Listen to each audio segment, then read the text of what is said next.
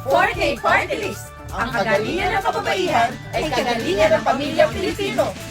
Sa 4K tayo, atin to! Hi! Ako si Helen. Tara at samahan niyo akong alamin ang programa, proyekto, at plataforma ng 4K Party List. Ano ang party list system?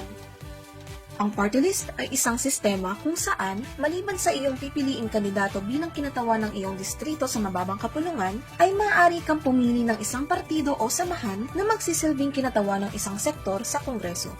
Ito ay dinisenyo upang katawanin ang maliliit sa lipunan, mahihirap at naaapil.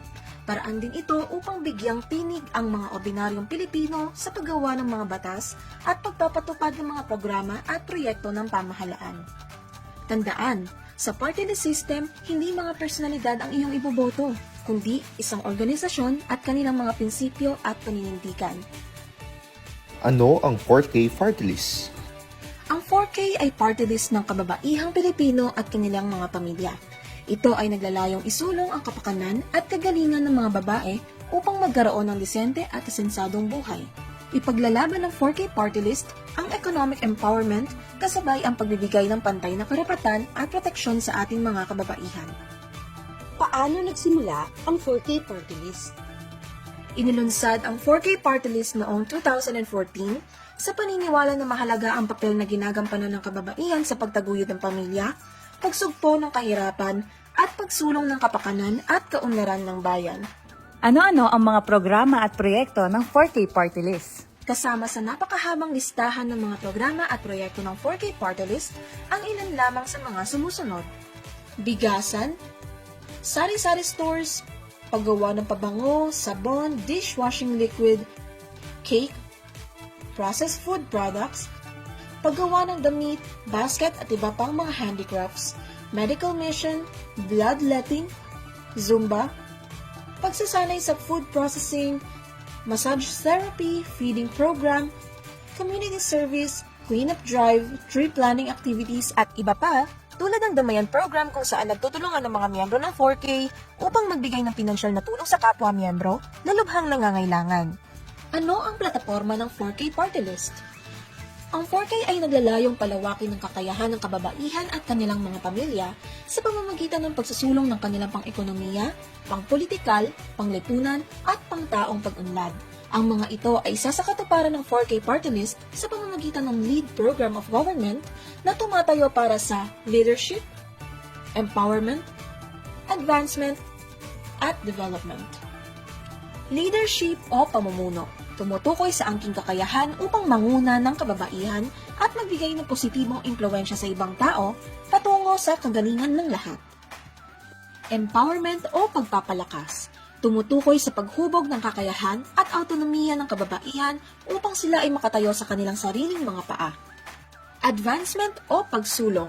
Tumutukoy sa pag-angat ng kababaihan sa posisyon ng pamumuno, lalo na sa pamahalaan at sa anumang larangan na kanilang tahakin. Development o pag-unlad, tumutukoy sa kabuuang pagpapabuti ng buhay ng bawat babae.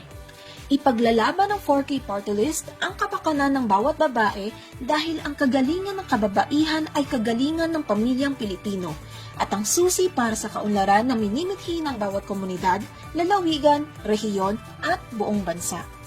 Ano-anong mga panukalang batas ang isusulong ng 4K Party List? Ang mga ipaglalaban ng 4K Party List sa Kongreso ay napapaloob sa tinatawag na HEALS o Health, Education, Environment, Livelihood and Services Legislative Agenda. Ang mga ito ay tumutugon sa masalimuot na mga hamong kinakaharap ng kababaihan at nagsisiguro ng kanilang karapatan para sa kalusugan, edukasyon, malinis na kapaligiran, matatag na ekonomiya, at pagkakaroon ng mga halagang serbisyong panlipunan. Health, pagbibigay ng abot-kaya at abot-kamay na serbisyong pangkalusugan at pagtataguyod ng kalusugan ng mga kababaihan at kanilang pamilya, tulad ng pagpapatupad ng universal healthcare, murang gamot at serbisyong medikal, health promotion and disease prevention, breast and cervical cancer screening program, at Women's Health and Wellbeing Act. Education, pagtugon sa mga suliranin ukol sa pagpapatibay ng kalidad at abot-kamay na edukasyon para sa kababaihan at pamilyang Pilipino. Ilan sa panukalang batas na isusulong ay Women's Empowerment Education Act, Digital Empowerment Act, Equal Opportunity Scholarship Program, Skills Training Accessibility Act, at Single Mothers Education. Environment, pagtugon sa mga hamon patungkol sa environmental sustainability sa harap ng pagbabago ng klima, pagkasira ng kapaligiran, at pagbibigay kapangyarihan sa mga babae bilang pangunahing stakeholder sa pangangalaga sa kalikasan. Ilan sa panukalang batas na isusulong ay Green Jobs for Women, Women in Sustainable Agriculture Act, at Women-Led Reforestation Program. Livelihood, pagtulak para sa economic empowerment ng kababaihan sa pamamagitan ng trabaho, negosyo, at iba pang pagkakakitaan na magpapalakas sa pinansyal na katayuan ng mga kababaihan at kanilang pamilya. Ilan sa panukalang batas na isusulong ay Women Entrepreneurship Promotion Act, Gender Inclusive Business Funding Act, at Microenterprise Development.